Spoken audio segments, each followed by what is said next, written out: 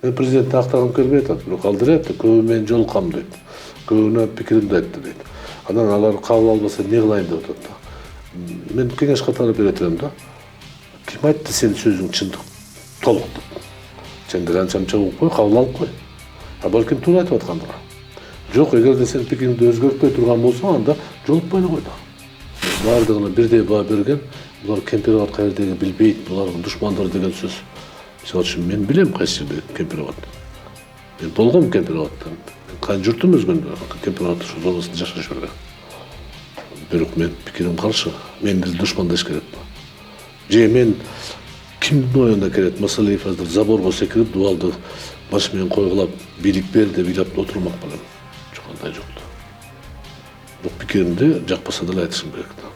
Азыр деле карасак, Өзбекстандын картасы боюнча Кемпироваттын толугу менен Кыргызстандын жери бир бурчунда сол жээгинде плотинанын жарымы ал Өзбекстан деп жазылып, талашсыз. А бул жер Кыргызстандыкы деп картада белгиленген. Google'да башка маптердин баарын карасаңыздар Кыргызстандын жери. Ошол себептен биз айтып атабыз, эмнеге биз беришибиз керек жерди. Мейли сөксөңөр сөгө бергиле мени. Мен чыдайм ага дедим. Ушинтип атыш керек. Жок, сен мага каршысың деп эле. Мен уяттым, өзгөндө барып алып, эки жигитти коргойбуз деген митинг кылган. Ушуну акыл эсмен болуш керек деп, аларга ким кол көтөргөн? Анын бийлик деген бул эки киши эмес, бийлик деген бардык. Бийлик деген бул президент, бийлик деген бул парламент, бийлик деген өкмөт. Сот. Мына бийлик деп аталат. Эки киши бийлик болбойт.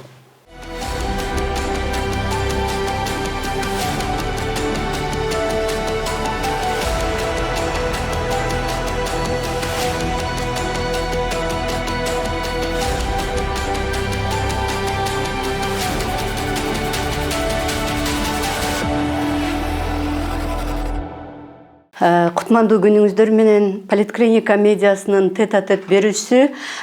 Биз бүгүн саясатчылардын жана активисттердин камалышы, ошондой эле Кемпироват маселеси боюнча сөз козгойбуз. Биздин студиянын мейманы Жогорку Кеңештин депутаты Исхак Масалиев. Исхак Абсаматович, студияга келип маек берүүгө келгениңизге ыраазычылык билдиребиз. Ошол биздин алгачкы эле сурообуз. Мына саясатчылардын, активисттердин камалышы боюнча сиз ошол өзүңүздүн позицияңызды билдирип социалдык тармактарга жаздыңыз. Ушул инцидент боюнча оюңузду дагы айта кетсеңиз. Эми дипломатиялык жумшак тил менен айтканда чоң ката деп эсептейм да. 20 ашык адамды ой үчүн, сөз үчүн камаган, камоого алыш бул негизи кылмыш кодексине, процессуалдык кодексине да алып келбейт да. Мен ал жыйынга катышканмын. Суббота күнү баарыбыз топтолуп, 25-28 адам топтолуп, ошол жерде бир гана маселе боюнча сүйлөшөлү деген макулдашканбыз. Себеби ал жерде көптөгөн ар түрдүү саясатчылар отурган. Бирөө-бирөөнү көрө албаган саясатчылар отурган. Мен мисал катары айтам, 2010-жылы мени камоого алган кишилерден мени камоого алып жоопко тарткан кишилер менен чогуу отуруп калдым да. Ошондуктан жыйын башталганда эле Равшан Жээнбеков, жыйын алып баруучу катары, ал айтты. Бул жерде саясий көз карашына карабастан, бири-бирине мамилесине карабастан бир гана тема боюнча, бир гана багыт боюнча сөз кылалы. Кемпироват суу каттагычты өтүп кетпесин деген маселе боюнча. Ошондуктан негизи багыт ушул болчу эле. Талкуу болгондо айрым жарандарыбыз кээ бирлер ачуураак сүйлөп койду, кээ бирлер жашырын мындай жумшагыраак сүйлөп койду. Ал эми ар бир адам өзүнүн жеке айтылган сөз үчүн, кылган иш аракет үчүн жооп бериш керек да. Мен өзүм милиция кызматта кызмат кылгам. Кылмыш иштегенди билем, түшүнүгүм бар да. Анан эми ОБХС'те иштедиңиз. Жок, ОБХС уголовный розыск иштегем, кылмыш изилдөө бөлүмүндө иштегем. Кийин бажы кызматта иштеп, тергөө дегенде түшүнүгүм бар. Канча гана кылмыш иш менин үстүнөн козголуп кыскарган, мен ал деле чоң мектеп болду да. Ошондуктан мен билип турам, бул жерде мыйзам олоно түрдө бузулуп атат. Себеби массалык тополоңдор деген бул иш аракеттин жыйынтыгында болуш керек. Эгерде ошол биз 28 топтолуп туруп, элди аянтка чыгарып, автобустарды аударып, ак үйдүн эшигин талкалап кирип аткан болсо, анда ошол массалык тополоң деп же төңкөрүш деп айтсак болот. Ал эми столовыйда отуруп сүйлөшүп пикир алмашып мына суу сакташты кантип сактап калалы, сакташ үчүн элди көбүрөөк чакырыш керек, аянтка чыксын, каршы пикир болсо айтсын деген сөздөр бул кылмыш эмес да. Аз болгонсу бир күндөн кийин дал ушундай митингдерди Өзгөндө, Ошто, башка жерде микроавтобус менен алып барып, тиги кызматкерлерге кол тарткыла, бийликти сындабагыла, бузукулар деп эл жыйнады го. Алар деле митинг алды. Укугу бар, маселе жок бул жерде. Ошондуктан мен ойлоп атам, кечеги камоолор бул туура эмес кадам. Бул эч качан ынтымак алып келбейт.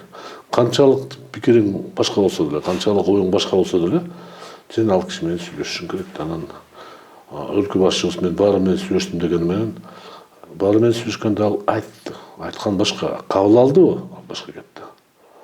Сүйлөшүү деген бул эки тарап болот. Сен угушуң да керек. Эгер керек болсо, чарада колдонушуң керек. Анан жок, мен сени укпайм, мен сага айттым, ушу жетишет деген бул бир аз өзүм билгендикке окшоп кетет. Ошондуктан мен ойлоп атам, бул жерде чоң ката болду, бул жакшылыкка алып келбейт. Тез арада бошотуш керек. Кантип эле ушу Гүлнара Журабаева же Асия Сасыкбаева же Перизат Суранова ушу аянтка чыгып тополоң кылып заборго секирмегиле. Болгон жок да андай. Ал эми Кемпирабад боюнча пикирибизди айтканга мен сессиядан ачык эле айтып атам. Баарыбыз телевидениеде айтып атабыз. Бирөө каршы, бирөө макул. Бул күткөн нерсе да. Ошондуктан мен ойлоп атам, бул тезирээк бошотуш керек баарын. Социалдык тармактарда бир аудио жазуу тарап жатпайбы? Ал жерде түшүнүктүү болчу, бизде тыңшап аткан, ал жерде биз чогулган жерде албетте бирөө аны белгисиз адам деп атат, бирок аны атайын кызматтын адамдары уюштурган милиция кызматкерлери болушу мүмкүн. Бирөө жазуу кылып ошол таратып атат. Бирок ал таратканда деле мен башымдан 12 жыл мурда дал ушундай убактылуу өкмөт мен Сыдыков менен сүйлөшкөн 4 жолу ооба деген үчүн мен 2 жума камакта отуруп чыккам да. Булар мамлекеттик төңкөрүш кылабыз депчи. Мен айттым, ооба деген сөз менен мен кантип төңкөрүш кылам? Башымдан өткөн мен билем. Ошондуктан алар сүйлөшүп аткан сөздөрдөн айрым сөздөрдү кыркып туруп көрсөтсө, түшүнбөгөн адам укканда чын эле булар жаман ой экен деп ойлоп калат да. А чынында мисалы үчүн Асия Сасыкбаева элди чыгарыш керек, митингке чыгарыш керек деген максатында айтылган сөз болгон. Бирок эмне себептен айтылган? Эмне максат менен айтылган? Кемпирабад боюнча каршы чыккандар топтололу бийликке жеткирели сөз деген сөз. Башка катышуучу балким ал талкалаш керек деген шуну сурагыла. Бирок ошол эле айтылган сөздөн кийин башка Равшан Жээнбеков жана башкалар ал сөзүңдү токтот, ал кереги жок бизге. Биз азыр бир гана Кемпирабад боюнча сөз кылып атабыз деп. Ошондуктан 28 киши сүйлөсө, 25 киши сүйлөсө, ар бирөө өзүнүн сөзүнө жооп берет да. Анан баары эле ушундай бир киши сүйлөп койду эле, калгандары кулак салып койду, ошо кылмыш болмок беле. Ошондуктан бул тактика 12 жыл мурда убактылуу өкмөт бийликке келгенде колдонгон болчу да. Сөздөр түшүнүксүз жол менен жазылган сөздөр. Себеби алар далил боло албайт да, мыйзам бузуу менен тапкан далил эсептелбейт деген конституциялык норма бар. Демек алар коомдук пикир түзүш үчүн, элдин арасында гыжырын келтириш үчүн мына акмактар булар ушу төңкөрүлүш кылабыз деп атат. Төңкөрүлүш деп айткан жок да. Айткан күндө деле бирөө көп айтышы мүмкүн. Айткан күндө деле иш аракети болмоюнча жоопко тартылбайт да. Экөөбүз сүйлөшүп туруп буларды кетириш керек деп койсок, бул кылмыш эмес. Эгерде экөөбүз барып туруп даярданып, элди жыйнап, баланча көпүрөлөрдү аңдып, мына жерлерде даярдык көрүп, куралданып турсак, андай бул кылмыш болот. Ал эми ал жыйында андай болгон эмес, талкууда болгон жок да. Ошондуктан ал социалдык тармактагы бул эми 21-кылымда бул мындай массалык маалымат каражаттарда таркаган материалдар максаты биринчиси уккан көргөн адамдын акыл эсине башаламан киргизиш керек да. Мына билбеген киши деле айтып атпайбы, булардын ою жаман экен деп. Эмнеси жаман? Менин оюм эмнеси жаман? Мен эгерде түшүнүгүм боюнча, билимим боюнча Кемпирабад Кыргызстандыкы деп айтканым бул кылмыш эмес да. Ошондуктан бул жерде ал максаты түшүнүктүү, аны атайын кызматкерлердин байрым кызматкерлер жарыкка чыгарып, азыр күнү түнү крутить этип жамандап атат да. Анан ошол замат эле дагы бир пайда болуп калды. Аны Садыр Нуркожоевич өзү айтпайдыбы, түрмөдө отуруп деле интернет группалардан активдүү иштегенмин деп туура. Ошондой эле азыр жамандоо процесс кетип баратат. Мына Кемпирова Каркыранда Мадумаров берип койдук. Өзбекстан, Тажикстан менен согушкан мезгилде да ошол алып барды дейт эле. Эми кээде мындай айыл жерде деп атат деген жаман сөзүбүз бар да. Менден сурап атат, сен акча алыпсың дейт. Айтты го, ким айтты? Билбейм, бир жерде окудум. Акчаны алыпсың, Мадумаров алыпты, сен алыпсың дейт. Жок, алган жокмун десем, жок, айтып атат го дейт. Ошо дешет, деди деген сөз бизде көпчүлүк учурда айыл жерде жашаган адамдарга бул чоң ушактардын таркатуу жолу оңой экен да. Канчалык ушак чындыкка окшосо ошондо ишенгиси келип атат да. Чын эле паланча миллион алган болуш керек. Чын эле ушундай уюштурган болуш керек деп ишенгиси келет да. Өзүнүн проблемасында, өзүнүн кыйынчылыкта ал президентти, премьер-министрди же депутаттарды көргүсү келбейт. Бирөө болуш керек да. Турмуш оор. Качан саясатка биз кирип кетебиз көбүрөөк? Турмушубуз түшүнүксүз болгондо, келечегибиз жок болгондо биз саясатка аралашып кетебиз да. Дүйнөдө менимче эң саясатка жакын калк бул кыргыздар болуш керек да. Бул жакшылыктын белгиси эмес, бул тескерисинче эгерде 1 миллион бою жеткен калкыбыз чет өлкөдө тентип иштеп жүрсө, бул жакшылыктын белгиси эмес да. Демек алар бар тең отуруп WhatsApp'тан, интернеттен, Facebook'tan, Instagram'dan, жана башка жерлерден, Telegram'dan жаңылыктарды угуп атат. Жаңылыкты ким берет? Мен, сиз, башка бирөө. Ал жеке пикирди коомдук пикирге айланып кетиши мүмкүн да. Садыр Жапаров кабар агенттигине бул акыркы кечээ интервью берип анан айтып атат, баары менен сүйлөштүм, алардын максаты Кемпирабад эмес, башка экен. Алардын көбү кызмат сурап келди, тилекке каршы ошо баардык кишилерге кызмат жетпейт экенин деп айтты да. Жекеси сиз да кошуп койдуңуз, ал баардык деп айткан жок. Көпчүлүк деп айтты. Сиз бир сөз кошуп койдуңуз, уже мааниси башкача болуп калды да. Мен президентти актагым келбей атат, бирок алдыр айтты, көбү менен жолуккам дейт. Көбүнө пикиримди айтты дейт. Анан алар кабыл албаса эмне кылайын деп атат да. Мен кеңеш катары бере турам да. Ким айтты сенин сөзүң чындык, толук деп. Сен деле анча-мынча угуп кой, кабыл алып кой. Балким туура айтып аткандыр. Жок, эгерде сен пикириңди өзгөртпөй турган болсоң, анда жолукпай эле кой да. Жолуккан максат эмне? Эки тараптын бири-бирине сөз айтып туруп, сеники көңүл буруш керек да. Анан жок, сен акмаксың, сен жоготом сени балакет кылам, тигини кылам десе, анда жолугуштун кажети жок да. Кызмат сураган болушу мүмкүн. Айрым саясатчылар турмушта ушундай да. Барып туруп, мага кызмат бер деп сурагандыр. Айрым саясатчылар башка нерсеге сурагандыр. Болот ал турмушта. Бирок эки киши жеке сүйлөшкөндө жарыкка чыгарган ал деле туура эмес да. Туура, биз 4 октябрда президент менен чогуу барганбыз Сөзгөндө. Канчалык алардын кызматтары аябай жакшы жолоошуу болду дегене мен катышканмын. Аябай жолоошуу жакшы болгон эмес. Ошол жердеги топтолгон жамаат жакшы кабыл алган эмес. Биринчи топто алганда жок, кое тур, шашпа деген пикирлер болгон. Демек, ушул шашылыштын эмне кажети бар деп мен азыр деле түшүнбөй атам да. Анан аларды бул жака чакырып 6 саат ак үйдө сүйлөшүп, пикирлер алмашып, айрымдары кетип калган, айрымдары калып калган, бирөөсү колдоду, бирөөсү колдободу. Бул деле күткөн нерсе да. Анан биз баарыбыз тең бир оорудан алыс болушубуз керек. Ким президент болсо деле анын айткан сөзү туура деп эле таап атабыз да. Чуркап эле жарышып калабыз да. Абдан туура айтты деп. Бул биринчи душман деп эсептеш керек. Бул кошоматчылык кылган иши да. Канчалык туңгуйукка алып барса, кошоматчылар алып барат. Биздин президенттердин тагдырын баарын карап коебуз. Ким алып барды аларга? Бирөөнүн үй бүлөсү, экинчисинин үй бүлөсү, үчүнчүсү тегереги, төртүнчүсүнүн тегереги.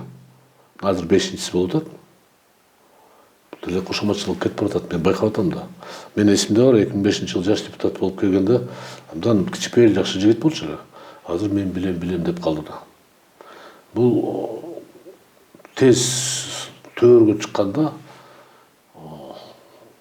ушуне баш айланып кетет, аны мактай бергенде ушундай болуп калат, ишенип калат да. Ошондуктан мен баары менен сүйлөшкөн деген бул бир аз так эмес да, көпчүлүгү менен сүйлөшкөн деп айтыш керек. Анан баары тең эле макул болбой атат. Анан эмне себептен ар бир адамдын анан баардыгына бирдей баа берген, булар Кемпирабад каердеги билбейт, булар душмандар деген сөз. Мисалы үчүн мен билем кайсы жерде Кемпирабад. Мен болгом Кемпирабадта. Мен кайын журтум өзгөндө Кемпирабад ушул зонасында жашаш эле. Бирок мен пикирим каршы. Мен деле душмандаш керекпи? Же мен кимдин оюна керет? Масалиев азыр заборго секирип, дубалды баш менен койгулап, бийлик бер деп ыйлап отурмак белем. Жок, андай жок да. Бирок пикиримди жакпаса деле айтышым керек да. Жашым жеткен сайын мен ана уяла турган эчтеке жок, корко турган эчтеке жок, мен талаша турган эчтеке жок булар менен. Байлыкты үмүттөргөн жерим жок, бийликке үмүттөргөн жерим жок.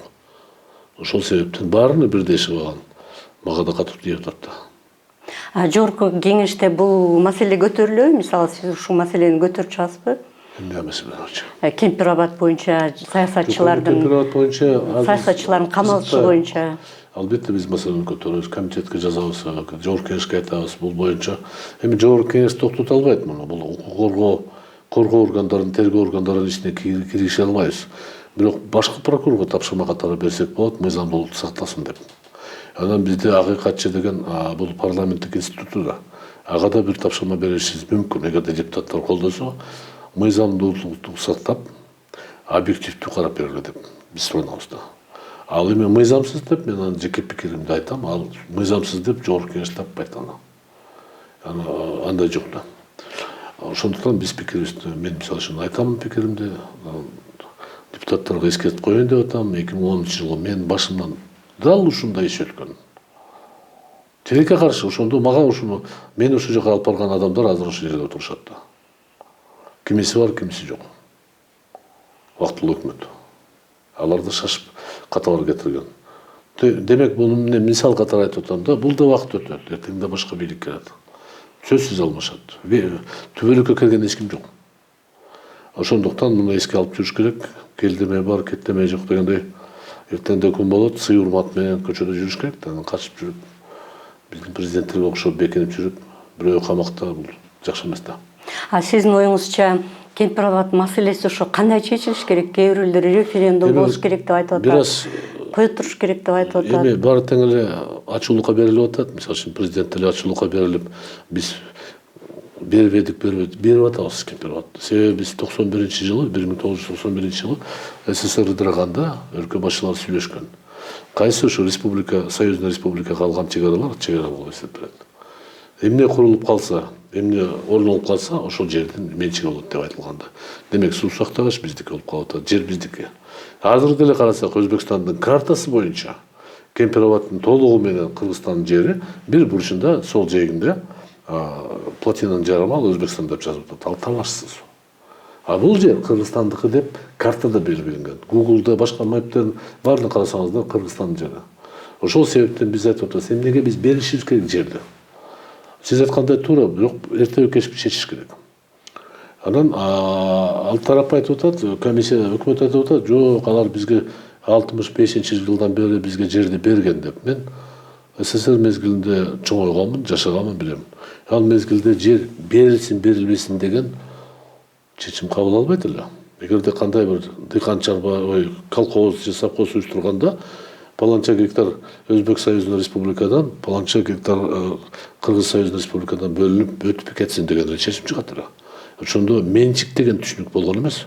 Мамлекетке таанымал деген жер болгон эмес. Баарыбыз СССР мамлекет болчу, жер баарыбыздыкы болчу. Ал административдик, территориалдык бөлүнүү болгон. Ошондон алар бизге кайтарды берди деген негиздемеге мен ынанган жокмун да, андай эмес. Ал катардагы иштер болчу. Ал эми суу сактагыч башталганда Усубалиевдин китебин окуп чыксак, ал жерде Өзбекстандын борбордук комитети, Компартиянын министрлери, совет министри кат жазган болчу. Биз ушул жерде суу сактагыч курабыз. Ошонун эсебинен, Өзбек ССРнын эсебинен биз Кадамжай районуна 200 километр канал куруп беребиз, суу тартып беребиз. Соктун тегерегинде суу сактагыч куруп беребиз. Ошондо Кыргызстанга 100 000 гектар суу жетпегеле. Ал милдетин аткара албай койду. Эми ар кандай себепке байланыштуу аткара албай койду. Анан аны төлөш ордуна, аны бериш ордуна кайра биз жер берип атпайбызбы? Тиги Гавасай берип атат, тигини берип атат. Көпчүлүк айылдарды Назимбек Анаркулович айткандай, ал ансыз деле кыргыздар жашайт да. Балким Өзбекстан талашы мүмкүн, балким алар кет деп коюшу мүмкүн. Бирок ал деле кубалабайт да, ал да күчсү колдонбойт да. Аны сүйүшү. Ал эми Кемпирабадтын тагдыры. Бул жерде кызыктай болуп калды. Кемпироваттын суусу негизи Өзбекстандын суу кармагын кетет. Өзбекстан жерлерин суу кармагын кетет. Маселе жок бул жерде. Менин пикирим боюнча, балким бир жанагы эркин экономикалык зона деген түшүнүк бар го. Балким ошол сыяктуу биз ушу суу сактагычты иштетүү боюнча чогуу жерди бербей туруп иштетсек болот эле да. Мейли келгиле, ушу жерде дирекция кылалы, паритеттин начала менен сууду бөлүшөбүз, сууду. Азайтабыз, көбөйтөбүз, кошобузбу, кошпойбузбу деп иштетсек болот. Эгерде керек болсо, жээгинде келгиле совместный жанагы кошумча ишканаларды ачып, чайкана ачасыңарбы, ресторан ачасыңарбы, зона отдых ачасыңарбы, келгиле куралы. Азыр деле бизде Кыргызстанда Кытайдын менчиги, Американын менчиги куруп атпайбы? Ким айтты Өзбекстандын жарандары биз менен чогуу инвестиция кыла албайт? Пожалуйста, кыла бергиле. Бирок биздин мыйзам боюнча салык төлөнүш керек, биздин мыйзам боюнча жоопкерчилик болуш керек. Мен ойлоп атам, өзбек биздин тууган элибиз аябай эпчил да, аябай. Ошондой жолго бармак да. Чогуу эксплуатация кылсак, ушул жерде мындай көрүнүктүү, заманбап эс алуучу жай кылсак, кимге жаман болмок эле? Эң негизги договорго мен каршы болгонум жана чектөө. Мамлекеттик чыгараны белгилөө. Бизге айтып атат, ал жерде тор тосулбайт, столба коюлбайт дейт. Мен билбейм, мен жер алганда мен коргонду тосом. Кошунан мал кирип кетпесин, кошунан ит кирип кетпесин. Бул турган иш да. Андан кийин кандай биз суу сактагычты бирөөгө берип жерди, андан кийин эртеси күнү суу көбөйөт, азаят, анда талаш башталат да. Андан 900 уровеньге макулдаштык түшүрдүк, 908 болчу, 9 деп айтып атат, мактанып атат. Азыр төмөн турат. 900 метрге деген көтөрүлгөндө дагы азыркы иштетип аткан жерлер өтүп кетет. Ошондон бул жерде чыр болгондон кийин, жеке менин пикирим боюнча башка жолду издеп, али бери кеч эмес. Мисалы үчүн жана эркин экономикалык зона кылалы. Эки мамлекеттин ортосунда чоң достошуу келишим түзсөк болот да. Силер инвестиция киргизгиле, биз жерди берип атабыз, биз кошулуп атабыз. Чогуу иштетели, маселе жок. Себеби эртең 20 жылдан кийин, 30 жылдан кийин суу маселеси көтөрүлөт да. Албетте талаш чыгат. Суу жетпей калат, кургап атат планета. Тоолордон, биздин тоолордон суу кетип баратат. Эртең сөзсүз чыр чыгат. Биз ал сууну токтото албайбыз, эл аралык эреже боюнча. Бирок чогуу иштетсек, милдетибиз ошол да. Ошол мен жамандык ойгом жок бул жерде. Анан ошону деле укпай, жок, сен түшүнбөйсүң, кандай эмесиң деп, бизге тиги габасай берип атпай деп кагып таштаса, кантип жин келбейт. Эми камалгандар боюнча булардын баардыгын 2 айга СИЗОго жаткырып коюшту. Булардын арты эмне болот? Эми ушу менен баары бир токтобойт да бул. Президент киргизе албайт соттун ишине. Жогорку Кеңеш киргизе албайт. Бирок саясий акыбалга жараша саясий чечим кабыл алышы мүмкүн. Кеңеш берсе аткарат. Себеби ар бирөөнө баардыгы стандартный токтом менен алып келди. Бир эле токтом менен. 23-чү кайсы күнү чогулуш болду эле, ушул жерде баары катышып, ушул жерде жаман сөздөр айтылды, аракеттер байкалып атат деп бирдей эле сөз болуп атат. Аракет болгон эмес. Кыймыл болгон эмес. Ошо бир эле жыйын. Бир эле сөз менен бир тергөөчү копирка менен уруп атат да барынча. Каалайбызбы, каалабызбы, саясий куугунтукка кирет. Эгерде ошолор арасынан 3-4-өөнү камап калгандай мындай кылса, анда бир аз түшүнүктүү болот. Мунун мындай аракет бар экен. Бул чет өлкөдөн мынча акча алыптыр. Анан буларга берди деп айтса, анда бир аз түшүнүктүү болот. Анан бул акчаны алды десе, баары 28 алгандай болуп калды да. Анын ичинде мен да бармын да. Демек, Мадумаров маселеттен алыптыр деген айылдан сурап атат да. Сиздер деле кармамак го, тиги Жогорку Кеңештин депутаты болуп калдыңыз да. Биринчиден кол тийбестик деген бар. Экинчиден мен мисалы үчүн ар бир сөзүмө жооп берем. Камаса камасын. Бирок бул туура эмес, мыйзамсыз болуп калат да. Мен өзүм жөнүндө эмес, мен тигилерди бошотуш керек деген талап коюп атам. Мен тагдырым, мен бир жолу башымдан өткөн, Кудай сактасын, эч ким барбасын ал. Камак кереги жок эч кимге. Душманымды да каалабайм. Эркиндикте жүрсүн. Тил табыш керек да. Мен атамды дайыма урушат эле да, өз багында. Ойлонуп көрөлү, акылдашып көрөлү деген сөз үчүнчү. Эмне эле сиз Абсамат Мусаевич акылдашалы деп туруп аласыз дейт да. Мына азыр заман келди 30 жылдан кийин. Акылдашалы деген сөз актуалдуу болуп атат да, туура. Пикир алмашалы деген. Дагы бир эскертип кетейин, атам 90-жылды жаш демократтар чыга калып, чатырлар тигип, аянтта ачарчылык ачпады беле. Эртең мен жумушка кетип баратканда чатырга кирип, балдар үшүгөн жоксуңарбы? Андан көрө залга киргиле, сүйлөшөлү деген Ушул акыркы жетекчи болгон. Андан кийин эч ким андай кылган жок. Ошондо шыбап жамандап, азыр мына аксакал аябай турук таза деп мактагандарга таң калам да. Өздөрү жамандап жүргөн ошол мезгилде. Анан четте калганда азыр аябай таза адам деп мактап атат. Азыр ошондой акыл кошкон адамдар жетишпей атат, аксакалдар жетишпей атат деп айтылып атат. Аксакалдарга бирөөнө жылдыз берип койсо, бирөөнө мактап койсо, ал жабык болуп калат экен да. Бирөөгө учак карматып койсо ошентип болот экен да. Бирок жеке аксакалдар албетте айтыш керек. Аксакалдар деген түшүнүк бир аз өзгөрүп кетти да. Буга объективдүү себеп бар. Азыр аксакал дегендерибиз көп 70 жылдан ашык коммунизм эң бийик форма идеология деп айтып жүрчү. Бизди жаштарды үйрөткөн болчу, коммунист болушуң керек, комсомол болушуң керек деп. Эми алар бир күндө көздөрү ачылып демократ болуп калдылар. Капитализмди кура баштады. Капитализм курганда байлыкка кичине аралашып кетти. Оолдор жабык болуп калды. Эми ошол аксакалдар азыр аксакал жашына жетип бирдеме деп айтса, аларга жаштар жооп берет да. Сен 30 жылдан эмне кылып бердиң депчи. Эң өкүнүчтүү бул нерсе. Бирок ошондой болсо деле бизде аксакал жашы боюнча аксакалдар бар да, айтыш керек да. Ай балдар койгула, отургула, керек болсо бир жума отургула, бир ай отургула, урушкула, талашкыла, бирок бирдикке келгиле депчи. Мисалы үчүн жанагы Рим папасыны кантип чыгарат билесиз эрежесин, кардиналдарды баарына култап таштайт сыртынан. Шайламайынча чыкпайсыңар депчи. Ким айтты азыр андай кылсак болбойт? Кыргызстанда 200дөн ашык саясатчы болбойт эч качан. 150ден активдүү 100 бар. Тургула сүйлөшкүлө. Бирдикке келгиле. Ушул кадамды аткарып коюш керек. Анан кийин президент ага аппаратты тандап, муну чакырам, муну чакырам, муну чакырбайм деп коюп, баары менен жолуктум деген деп ишеним пайда болот да. Сиз айткандай абдан туура. Азыр аксакалдардын үнү кайгылуусу жетпей атат. Бирок угабы аларды укпайбы? Кабыл алабы, кабыл албайбы? Бул жерде маселе бар. Мен деле эми жашыраак болсом деле мен аксакал баш менен анчанча жаш депутаттарга айтып атам, ачуулукка берилбегиле, эмоцияга берилбегиле. Бул өтөт. Эртең да күн болот. Бирок биз кылган ишти баары карап турат. Эгерде биз мыйзамды бузсак, ким мыйзамды аткарат? Өкмөт мыйзамды бузса, ким мыйзамды аткарат? Ошого жол бербешибиз керек деген ой пикирди айтам. Эми канчалык деңгээлде таасир берет, аны мен айта албайм да. Азыр жогорку кеңеш канчалык өзүнүн миссиясын аткарып атат? Мындай деп жумшак айтканда жогорку кеңеш азыр өзүн таба албай атат.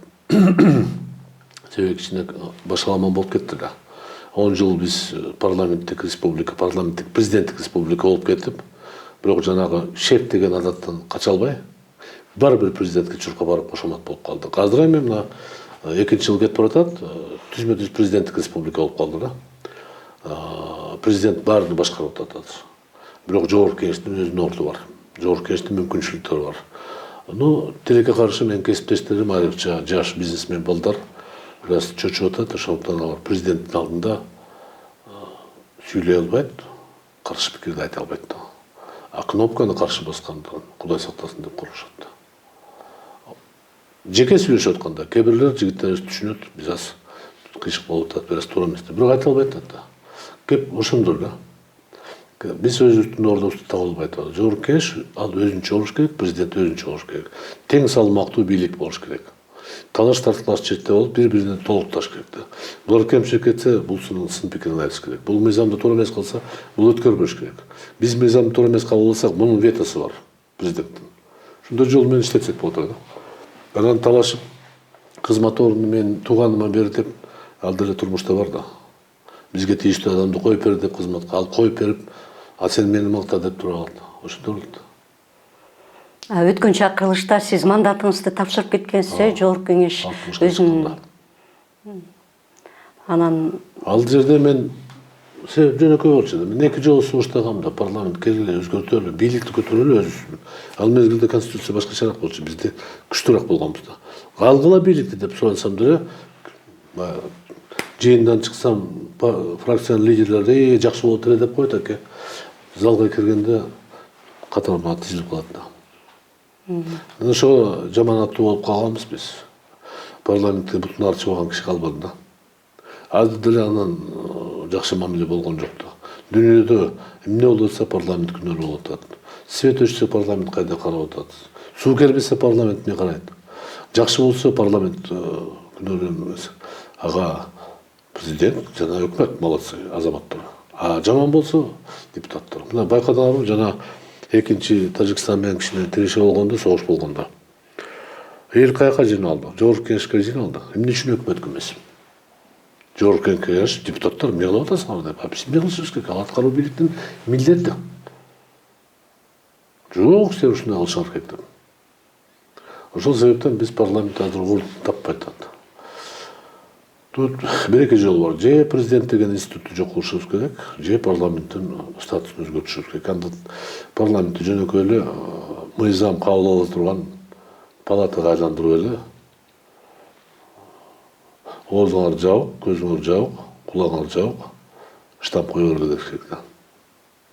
Же башка вариант бар, парламент анда көптөгөн мыйзамдарды өкмөткө эле берип коелу, алар шартка жараша өзгөртө берсин каалагандай. Бизге негизги чоң мыйзамдарды калтырып койсок, бюджетти, конституциялык мыйзамдарды калтырып койсо болот. Административдик территориялык бөлүмдөрдү, чоң мыйзам. А майда закондорду, мыйзамдарды балким өкмөткө берип койсок болот. Варианттар көп да, аны юристтер, теоретиктер жана конституционалисттер отуруп акылдашып жол издеп көрүш керек да. Мындай акыбал туура эмес, кыйшык болуп турабыз азыр баарыбыздан. Президент аябай чоң бийлик колунда, бирок жоопкерчилик жок. Себеби администрациянын башчысы премьер-министр болуп атат. Ал эми Садыр Нуркожоевич шайлоого барганда айтпады беле? Президент жооп бериш керек, түзмө-түз жооп бериш керек, түзмө-түз болбой калды да. Дагы эле кошумачылар талкуу болгондо, кантип сиз түзмө-түз жооп бересиз, андай болбойт да. Сиздин аппарат башчысыңыз өкмөт башчы болсун деп коюшту, болду ушуну. Получается, анда администрациянын башчысы түзмө-түз баш менен жооп берет экен да. Азыр аткаруу, мындай караган кишиге аткаруу бийлиги менен парламент мындай конфликтке барып аткандай көрүнүп атат да. Мурдагы төрага дагы кызматын таштап кетти. Ал кишинин кызмат таштаганына өзүнүн жеке себептери бар. Биз айта албайбыз. Мен байкаган жокмун ал аткаруу бийликке каршы сүйлөгөнүнө же каршы аракеттерине. Бир аз тиреши болуп атат аткаруу бийлик менен, мыйзам чыгаруучу бийлик менен. Президент канчалык парламенттен алыстап өзүнчө фигура болгондон кийин айрым өкмөттүн мүчөлөрү бизде президенттин адамыбыз деп тоготпой койду жогорку кеңеште. Сессияга келбей коет, өкмөттүн башчынын орун басарлары бакылдап депутаттарды сөгүп жүрөт, урушуп жүрөт.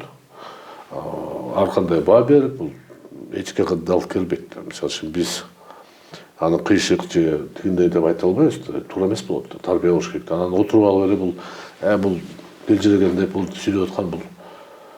Мен байкоом боюнча биринчи өкмөт тарабынан мындай сыйырма чыгып аткан байкалып атат да. Бизге командир уруксат берди деп эле даңкылдатып атат. Андан кийин депутаттар айла жок, алыбыз жеткен ошо министрлерге жетет. Чын айтканда министрдин орун басарына жетет. Калгандары кайта албайбыз эчтеке. Ошол себептен биз тиреши болгон жок, түшүнбөстүк орун бар да. Мындай мамлекетке жакшы алып келбейт да, жакшылык алып келбейт.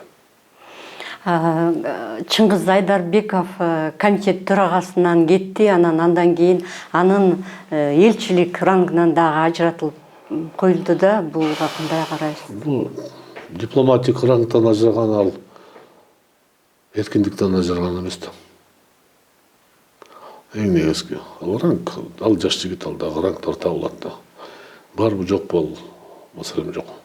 Ал кызмат ордуна жараша берилген болчу да. Өзгөчө элчи деген нам берген, ал башкача. Ал чоң таасир бере турган эмес да. Аны алса берсин, өкүм беш керек, тарым беш керек. Президенттин укугу алса берет. Канчалык мыйзамдуу, мыйзамсыз, ал жеке Чыңгыздын иши. Сотко берсе берет, бербесе бербейт да. Бирок президенттин жарлыгына же чечимине бирөөдө соттолуп элек да. Экинчиден, аны кызматтан бошотуу боюнча менин кесиптештерим, мен кичине ооруп калдым эле, катыша албай калдым өткөн жумада. Кесиптештерим менин билишим боюнча ката кетиришти. Ал жерде мыйзамда 28-чи беренесинде регламентте так жазылып турат. Комитеттин төрагаларына кызматтан бошотуу 50-дөн кем эмес добуш болуш керек деп жазылган да. Анан биздики депутаттар айтып, конституцияда көп нерсе жазылат. Бирок конституцияда жазылган жерде каалагандай деген сөз кошулбайт. мыйзамга ылайык болуш керек да. Конституцияда жазылат, ар бир жаран эрежени сакташ керек, мыйзам сакташ керек. Эмнени кантип сактайт, ал мыйзам менен такталат. Мыйзамда жок болсо, анда эреже менен сакталат, токтом менен сакталат. То есть демек бүт жанагы бюрократиялык коштоосу бар да. Эмнени кандай кылыш керек деп.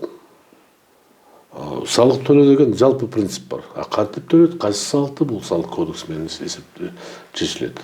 Анан кандай процедурасы, ал уже өкмөттүн токтому менен процедура бекитилет. Аны кантип өнүктүрөт дегенде, ал салык кодекстин ички, салык кызматынын өзүнүн ички документтери бар. Качан ошондой биз регламентке таянышыбыз керек. Бүгүн регламент иштеп атат. Ошондуктан эгерде чечим кабыл алабыз десе, кантыксыз болуш керек да. Мен ойлоп атам, бул жеке Чыңгыздын иши. Ал наразы болсо, кайрылса болот.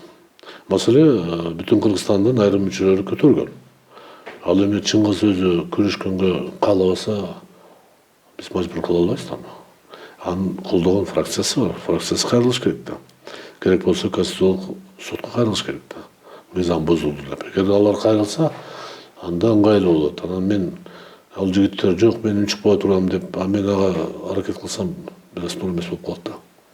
Бирок мисал катары, ката айтылып кеткен ал нерсе. Ошондуктан Чыңгыз эгер күрөшөм десе, мүмкүнчүлүк бар толук. Ал эми кызмат ордуну үчүнчү. Ал эми жана комитеттин жыйыны боюнча адилеттүүлүк үчүн айтып кетиш керек. Комитет жыйын башталганда мен да баргам, ошол жерде бир топ депутаттар айткан, мыйзамга ылайык биздин колубузга 3 күндөн кем эмес кагаздар берилиш керек. Кагаздар мына 1 мүнөт мурда берилди. Токтотпойлу, карабайлы дегенде Чыңгыз жок, бул талкуу болот деп койгон да. Ошондо бир аз түшүнбөстүк кылып койгон да. Талкуу деп атап, кийин кечинде бир кабинетте доож бергенде көпчүлүк поддерживаем деп койгондо, ал ситуация туш келип калды. Биз башынан айттык, эгерде документтер регламентке дал келбесе эреже, токтотуп кой болду. Ошондо эле талкууну токтотуп койсо болот да. Анан өкмөт эле кызык. Өкмөт эле ошол сунуштарды мыйзамды сактап берсе, каралып өтүп кетмек да. Азыр ситуация мындай болуп атат да. Ошол чечимди кабыл алышыбыз керекпи же кабыл албашыбыз керекпи? Же кайрадан чечим болобу? Анан Чыңгыз айтып кетти, эми азыр президент өзүнүн укугу бар, кол койгонго. Макулдашпай эле. Мен ойлоп атам, ал жигит бир аз ката кетип атат, туура эмес кеңеш берип атат. Туура Конституцияда президенттин укуктары жазылып атат. Ал эл аралык келишимдерди кол коет депчи. Ал жерде деле каалагандай деп сөз жок да. Башка мыйзамдарды эгер далилдесе, кайсы учурда кантип десе, анда маселе жок. Демек, ушу тийиштүү комитет менен макулдашса, ашыктык болбойт да. Мен ойлоп атам, ушундай эле болот го.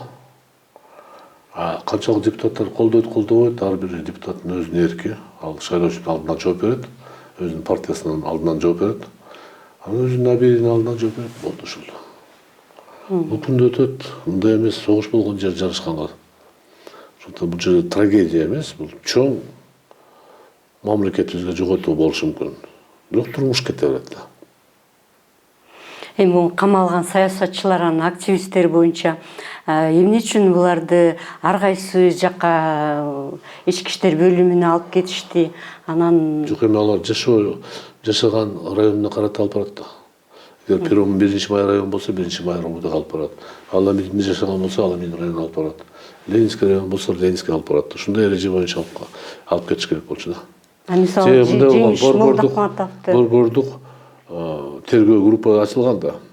Бириккен тергөө группа ачылган. Ошол группанын башчысы токтом чыгарган.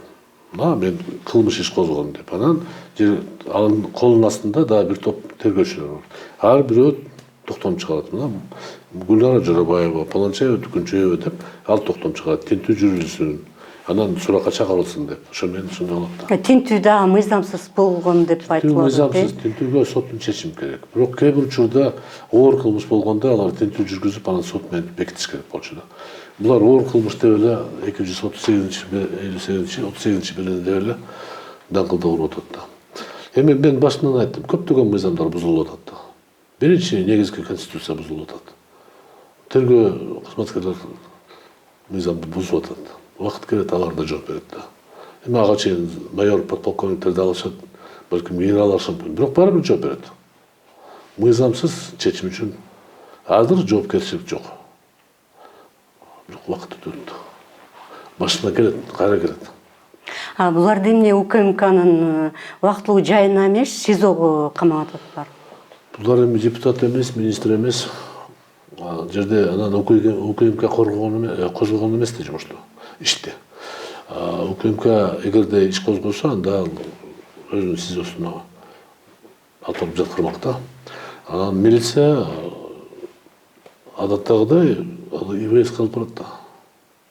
Изолятор временного содержания, анан кийин чара колдонгондон кийин СИЗОго алып барат да. Ошондуктан бул кандай деп айтсак, бул массалык коркутуу аракет көрүнүп турат да. Оозду жабуу, басып алуу деген. Бирок өтө өкүнүчтүү нерсе да. Бул эми эмнеге алып келет, эмне кылыш керек? Жана сиз башында айтып кеттиңиз, буларды токтоосуз чыгарыш керек. Токтоосуз чыгарыш керек. Токтоосуз чыгарыш керек. Ошол жерде токтом чыгарган милициянын кызматкерлерин айдаш керек. Кызматынан принципиалдықты көрсөтпөгөн үчүн кызматтан бошотуш керек да. Кайрадан ынтымакка чакырыш керек, кайрадан жолугуш керек. Президент болобу, өкмөт башчы болобу, өкмөттүн орун басары болобу жолугуп консолидацияга алып барышыбыз керек. Башка жол жок бизде. Ачыш керек, айтыш керек. Мейли, келгиле, элден сурайлы. Каршы болсун, макул болсо макул болсун. Чечим жогорку кеңеш бекиткенден кийин күчүнө кирет. Болду, сөз токтойт ошондо. Мейли, сөксөңөр сөгө бергиле мени. Мен чыдайм ага деп. Ушинтип атыш керек. Жок, сен мага каршысың деп эле. Мен уят деп өзгөндө барып алып, эки жигитти коргойбуз деген митинг кылган. Кичине акыл эс менен болуш керек да. Аларга ким кол көтөргөн? Анан бийлик деген бул эки киши эмес, бийлик деген бар тең. Бийлик деген бул президент, бийлик деген бул парламент, бийлик деген өкмөт. Сот. Мына бийлик деп аталат. Эки киши бийлик болбойт. Башкаруучу десеңиз башка нерсе. Анан ушу жанагындай жасалма митинг анын деле эсимде бар. Масалиев депутаттык мандат тапшыр деп атамада тийишкен 2001-жылдары өзөн куш боюнча эсимде бар. Дал ушундай уюштуруп автобус менен алып келип жогорку кеңеш тегерегинде кеткиле мадубаров, кеткиле бузукулар деп кыйкырган учур болгон. Кийин 2005-жылдан кийин ушу Мадубаров, Адакын Кисанбай шеп деп жүрүп калган кишилерди көрдүм. Кийин кайра тепкилеп алган көрдүм. Ошондуктан бул тарыхта мемуар жазганда көп нерсе чыгат да. Ошондуктан унутпаш керек, түбөлүккө калбайт. Эң маанилүү, эгер сен өлкө башчы, эл башчы болсоң, сен бала чагаңды ойлоң.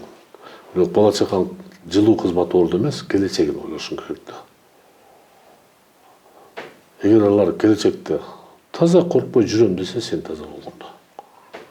Биз болсо, мен балам мейли, мен менен барса бара берсин, чет өлкөгө мен менен жүрсө жүрө берсин, чет өлкөгө барса кымбат машина минсе мине берсин деген болбойт андай да. Мен деле колхозчунун баласы эмесмин да. Мен деле атам 6 жыл Кыргызстанды башкарган. Ал мезгилде президенттен да күчтүү орун болгон да. Ошол системада. Анан кандай чектөөлөрдү адам укугу бузулгандыгы мен билет элем да. Бизге койгон чектөөлөр эч кимге коюлбайт да. Кечинде мынчада үйдө болушуң керек, эч кайка чыкпайсың, аяка барбайсың, туулган күнгө барбайсың, дискотекке жол жабык, чет өлкөгө барбайсың деген талаптар болчу да. Анан каяка барсаң деле эмне кылдың, каяка бардың, ким менен жүрдүң деп айтышың керек. Ата-энеге. Ошондуктан ошондой кылганда, бирок атам кызматтан кеткенден кийин бизге жеңилирээк болуп калды да. Биз кандай жашасак, ошондой жашап кете бергенбиз. Биздин өлкө бар кийинки башчылардын балдары эмне болгон өзүңүз билесиз го. Милиция соо жүргөн көрбөдүм да. Ошону унутпаш керек да. Балдардын башы тез айрылат. Коштош мамлекеттерде эмне болуп атат көрүп атасыздар, чоңдор балдар. Ошондуктан кээ бир учурда демократия болсо боло берсин, үйдө болбош керек экен да. Анан ошону ойго эске алыш керек. Жаштыкка келген жаш өтүп кетет экен да. Ким кайерде болот, ким касташып калат, жанында жүрүп мактагандар эмне кылат экен деп дал Башар Шенич өз башынан өткөрдү. Анын жанында жүргөн, мактап жүргөндөр эмне кылышты? Өзү көрсөткөн президент эмне кылган? Өзү алып чыгып, эң жакын досум деп мактаган президенти ага рахмат деп айттыра. Ошондуктан Дос деген үйдө болуш керек. Дос деген кызматтан тышкары болуш керек да. Анан билбейм мен анан кече эле сени коргогон бүт бар команданы тепкилесең анда эртең ким коргойт сени? Кошумачылар коргобойт эч качан. Тескерисинче алар тепкилей баштайт. Ошондон болгону ынтымакка бир жол токтотуш керек, репрессияны токтотуш керек. Анан эми буйрук бере албаса деле кичине мындай көздү кысып, соттор объективдүү карап койгула десе жетишет да. 5 аялды камап коюп алып барыш болду. Эми кандай заговорщиктерди тапты мен билбейм. Мен ал кыздарды билем да. Качан заговорщик болгон алар. Мындай болгондо ушу жыйынга бир эки провокатор аралашып, башка жака кетип, анан тыңшоого ушул керек болуп калды. Жазылып алды, болду, ушу сөздүн тегерегиндер болду. Теле көрсөтүүчү. Негизи мыйзам боюнча жеке адамдын жашоосун жарыкка чыгарыш мүмкүн эмес да. Бирөө бир жерде тамак ичип атса, сен аны тартсаң мыйзам бузуу, а таркаткан андан бетер бузулду. Жок дегенде ошону эске алыш керек. Жок. Интернеттин акырын чыгарып коет, анан дальше перепечатка этип берет да. Азыр ушундай технология мүмкүнчүлүк берип атат да. Ушакты арыба чындык деп же башка бир гезитти акырын чыгарып коет интернеттен. Анан калгандарды таратат да. Ушак жоопкерчилик кимде? Муну түшүнүксүз сайтта. Масалиев акча алды деп, ошол бир сайтты окуп чыктым да. Уят эмес болду. Заговорщик болуп, мен дуалга секирмек белем. Чын акыл эс болуш керек да. Бирок айрым жарандарга жагып атат бул сөз. Чын эле алган окшойт деп. Бага кереги жок. Мен куралым бир гана сөз. Чындыкты айтыш керек болду бар. Анан бийликте чуркагандар бар. Көп нерсе таратып болгон. Убакыт келгенде айтам да. Ошол эле 7-8 октябрь 20-жылы ошол эле жигиттер биздин алдыбызга келип кеңеш сураган болчу. Кандай болот? Адахан аке, Исхак аке, сиздер эмне кыласыңар? Максаттар эмне? Бийликти басасыңар? Жок, баспайбыз дегенбиз. Билишет алар. Биз андай жокпуз да. Мыйзам жолу менен шайлоо өтсүн дегенбиз да. Анда биз кеттик деп, эртеси күнү аларды парламент бекитип, кийин 6 жылга өзүнүн мөөнөтүн узартып алып парламент мыйзамсыз. Дагы 1 жылга. Кийин конституцияны кабыл алып, ошол кийин тарап башкача кетти. Ошондуктан бул жерде ар кандай болгон. Бирөө кызмат сурайт, бирөө тийбе деп суранат. Бирөө ар бир саясатчынын өзүнүн максаты бар болуш керек да. Эл башкарган, өлкө башкарган милдети 100 эсе оор, кыйын. Биринчи күндөн баштап кысындагандар көбөйөт, ага чыдаш керек да. Чыдабай эле мен барыңа көрсөтөм десе, жакшы эмес да. Кандай гана сөздөрдү абсамат Мусажи айтылган эмес. Исхак Разаков багында деле эсиңерде барбы жокпу? Аны деле пальтону аялына подарка кылып, ичине фабриканын белгисине ярлыкты тигип коюп, ошону тапкандан кийин бул пара деп айтышкан да. Ойлоп көрсөңөр азыр. Азыр болсо баары туп-турук деп атат. Кандай сындаган, жамандаган күндөр болгон. Усубалиевди канча жамандап жүрүшкөн. Азыр карап көрсөк, суу боюнча маселени аябай катуу көтөргөн турбайбы ал? Билген жокпуз да. Баа берген жокпуз. Ошол себептен биз бир аз иш кылганда эртеси күнү ойлош керек да. Анан меники чындык деп бирде киши дүйнөдө айта албайт да. Жалаң эле меники чындык. Мен түшүнөм, силер түшүнбөйсүңөр деген бул биринчи ката. Эң негизи ошондон башталат баары. Билем деген сөздөнчү. Мен деген сөз. Советтик мезгилде мен деген сөздү аз пайдаланат эле. Биздечи. Биз акылдашып көрдүк, биз сүйлөшүп көрдүк, анан мындай чечимге келдик деп айтат эле. Бул мен деп падышалар сүйлөтөт да. Бирок алар деле өзүнүн биз деп айтат эле да. Бирок өзүнү айтканда. Бизде азыр мен толкулайм, мен ордуна коем, мен дегенде жоопкерчилик өзүндө болот деп. Болсун жоопкерчилик. Бир жагынан кулакка жакшы сиңет мен деген сөз. Маселеңерди чечтим. Жерлериңерди узаконить этип берсин деп, азыркыга чейин тапшырма берди, 2 айда узаконить эткиле деп. Бирок көпчүлүк жагындар негиздөөчү мыйзамда документтер жок экен да үйлөргө. Аларга мыйзамдаштырган жок. Демек президенттин сөзү жерде калып кетти. Анда айтыш керек болчу да. Баары бир таарынасыңарбы, таарынбайсыңарбы? Мыйзам негизи болсо, документ беребиз. Жок болсо тааныбагыла депчи. Баарын закондоштурабыз деп. Балким шайлоо мезгилде кызуучулук айтылып кеткен сөз. Баары бир бир сөздү айтат болуш керек. Мыйзам менен жашайлы. Негизги талап ошол да, мыйзам менен жашаш керек. Башка жол жок. Мыйзам кыйшык болсо, мыйзам өзгөртүүгө аракет кылсак болот. Аны деле талкууласак болот. Баары бир мына бүгүн бир жигитибиз жазыптыр. Кемпирбат келишим эки тарапка аябай ыңгайлуу дейт. Анын пикири болушу мүмкүн.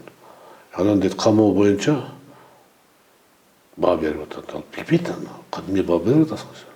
Же президенттин кеңешчиси бар азыр, аябай кызык киши баягы. Алтынды мороженое деген киши. Интернетте карасам бүт баары президентти колдойт дейт, камоолорду колдойт деп антип айтпа дейт. Өзүнүн жазган посттун астына карап көрсөңүз, 300 адам болсо 299 каршы айтып атат. Ушуну уялбайбы? Аксакал жашы менен. Баары тең колдойт экен депчи. Колдогону бар, колдобогону көп. Анан интернет деген бул өзгөчө площадка, ал жерде баары баатыр. Айрыкча аты жөнү жоктор баатыр болот. Ал элдин көрсөткүчү эмес, ал бир аз көрсөтүшкө ыңгайлуу, бирок ал элдик эмес. Активдүү колдонуучулардыкы. Деди команда бөлүнүп бүткөн, бирөө айлык алат, бирөө. Көңүлү менен берилип, талкуу жүргүзгөндөр ал жерден балким бир 15-20% эле, калгандары спецзадание аткарат да. Байкадыңарбы, Мадумаров жазсаң эле чыга калат. Садыр Жапаровго бир сөз сүйлөсөң чыга калат. Бирдей эле алар. Профилдерден карап көрсөң, аты жөнү жок, төрөгөн жери жок, эчтекеси жок. Анан текстери бирдей эле да. Болгон ошол. Ошондуктан бул эми жаңы технология, буга биз үйрөнүшүбүз керек. Жакпайт кичине. Мен үчүн кыйшыгыраак көрүнөт, бирок турмуш ушундай экен да. Биз бул жерде ушуну айтып атам, чет өлкөдө айрым шайлоолор ушул менен өтөт экен да. Интернет аркылуу эле бүтүп коет экен да. Коомдук пикирди сиретүүлөөсү бар да. Массалык каражат жана таркатуу система. Бир күндө батыр кылып коет, бир күндө кылмышкер кылып коет да. Кол чапкандар ышкыра баштайт, ышкыргандар кол чабат. Объективди чалдырса ар кимдин өзүнүн пикири кыйыныраак го. Мисалы үчүн КТРК мамлекеттик телерадиокомпания кылыш керек объективдүү. Бирок алар бюджеттен акча алып атабыз, биз көз карандыбыз өкмөткө деп шылтоолоп, же ырларды көрсөтөт, же мактоону көрсөтөт. Эми дүйнөдө көптөгөн мамлекеттерде мамлекеттик телевидение ушундай болот да. Көз карандысыз телевидение боло албайт. Эгерде ал президентти же өкмөт башчыны же жогорку кеңешти жамандап койсо, эртеси күнү чакырып бюджетин азайтып коюшу мүмкүн, кызматтан бошотуп коюшу мүмкүн. Ошондуктан алысыраак болоюн деп гүлдөгөн талааларды көрсөтүп, иштеген заводдорду көрсөтүп, жапжаңы калпак кийген чабандарды көрсөтүп, президент барып кучакташканын же премьер-министр барып кучакташканын көрсөтүп койсо жеңилирээк да. көз карандысыз медиалар бар. Ачылып аткан мектептерде кол чапканда көрсөткөсө болот. Көз карандысыз СМИлерди бирден курутуп баштады да. Бирок бул күрөшкө даяр болуш керек да, бул күткөн нерсе да. Ар бир ким болсо да бийликке келгенде өзүнүн бийлигин бекемдетүү аракеттери болот. Бул деле табигатта ушундай экен да. Бизде эмес, башка жерде ушундай. Бирок биз үчүн өкүнүчтүү. Калыстыкты кармашыш керек да. 5 президент болсо 4-өнү колдоганыбыз бул деле жакшы эмес да. Мен эч кимге болельщик эмесмин. Бирөө деле, мисалы үчүн мен Аскар Акаевди сындаганмын. Курман Исаевич менен иштеген элем, бирок ал каталарында эле айткан болчумун. Публично айтпасам деле жеке өзүнө айтканмын. Ага көз карандуу болгон эмесмин. Алмазбек Шаршенович менен мамилеси өтө ысык, жакшы болчу эле. Бирок 2010-жылдан кийин вактылуу өкмөт мени камагандан кийин мен деле жол жобобуз кичине ажырашып. Бирок ошондой болсо да сый урмат калган болчу да. Жээнбеков менен мен 5 жыл чогуу депутат болуп иштегенмин. Бирөөсүндө мен мактап чыккан жокмун да. Бирөөсүндө эле дайыма ошол сөздөрдү эле кайталагам, абайлай кылачы деп. Алар баары ушундай тагдырына мен сүйүнгөн жерим жок, кол чапкан жерим жок. Кереги жок андай бул. Бул кайталана берет да. Азыр биз жаңы стадияга келдик. Эгерде автократизмди бекитип алсак, анда биз элди бөлүп, куралдуу группа бөлүнүп кетебиз да. Эң өкүнүчтүү ушул. Биз орто кылымдарга кайтып келишибиз мүмкүн. Кыргызга нан бербей бөлүнгөнгө мүмкүнчүлүк берсең, оорубуз бар ушундай бөлүнүп кетебиз да. Ошондон сак бололу. Рахмат сизге, Исхак Абсаматович, студияга келип маек бергениңизге. Политклиника медиасынын тет-а-тет берүүсүнө күбө болдуңуздар. Биздин студияда мейманда Жогорку Кеңештин депутаты Исхак Масалиев болду. Биз бүгүн саясатчылардын жана активисттердин камалышы, Кемпир-Абад маселеси боюнча сөз козгодук. Берүүнү мен Айгүл Бакиева алып бардым. Саламатта калыңыздар.